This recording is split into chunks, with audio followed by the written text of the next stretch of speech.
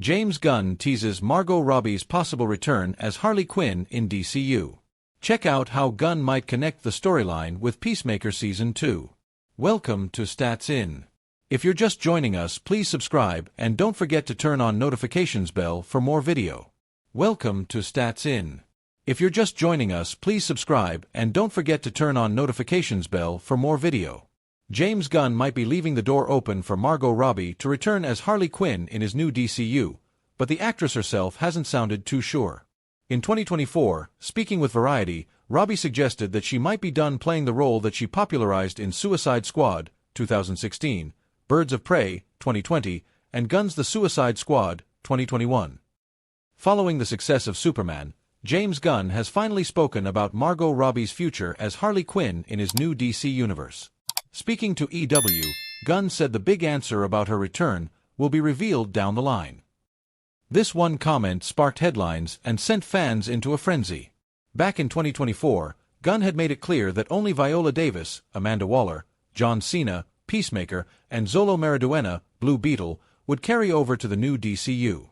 That's when people asked about the possibility of seeing Margot Robbie return to her comic roots as Harley Quinn, to which Gunn responded via Threads. "I haven't talked to Margot about Harley for a long time.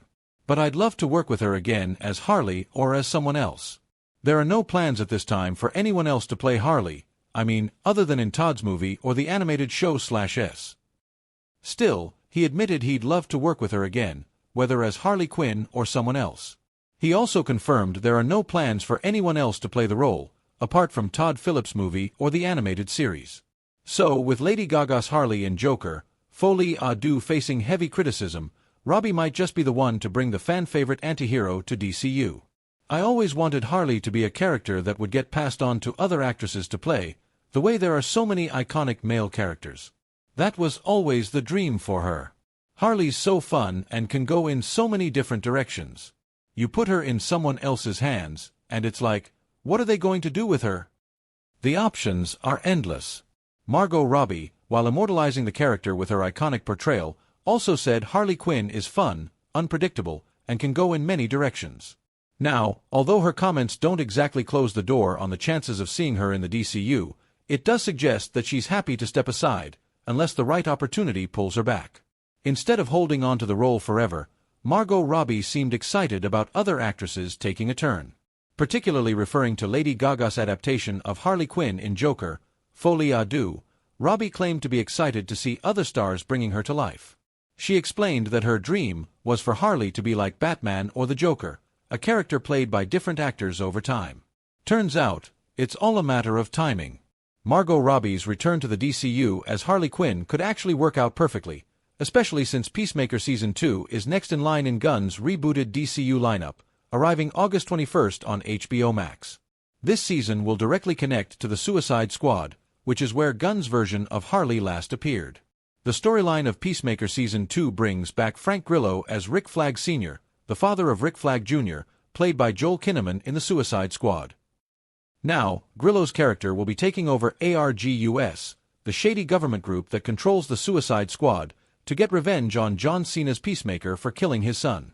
"I always wanted Harley to be a character that would get passed on to other actresses to play, the way there are so many iconic male characters. That was always the dream for her. Harley's so fun and can go in so many different directions. You put her in someone else's hands, and it's like, what are they going to do with her? The options are endless." Margot Robbie, while immortalizing the character with her iconic portrayal, also said Harley Quinn is fun, unpredictable, and can go in many directions. Now, although her comments don't exactly close the door on the chances of seeing her in the DCU, it does suggest that she's happy to step aside, unless the right opportunity pulls her back.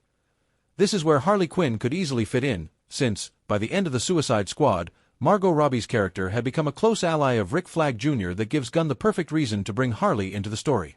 Maybe she'll help fight against Peacemaker, or even team up with him under unexpected circumstances.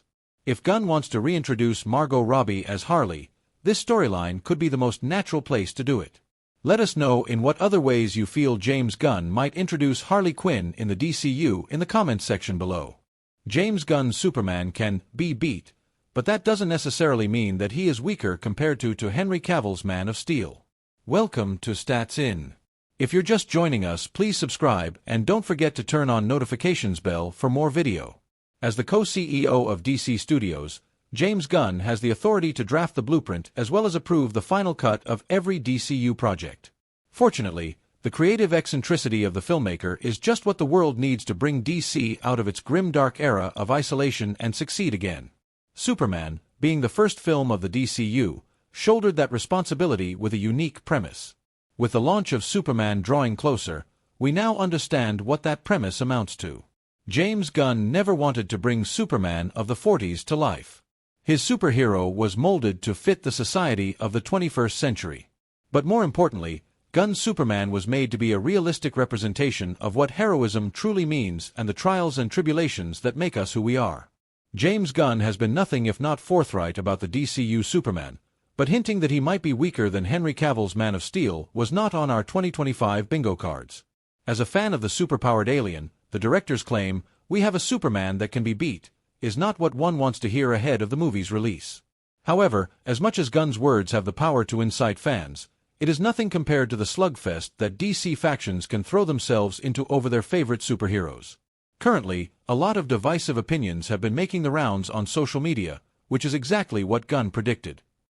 But given how the critics have rated Superman at 86% on Rotten Tomatoes, we should learn to trust the director's vision before passing judgment.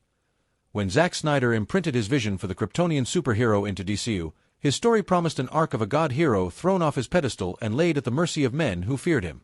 Yet, Superman answered when the world called for his help, and though mocked, humiliated, hated, and feared, Henry Cavill's Man of Steel protected the planet he called home. David Corenswet's Superman isn't all that different. He is human and flawed. He can be defenseless and beaten. He is vulnerable to attack and prone to harm.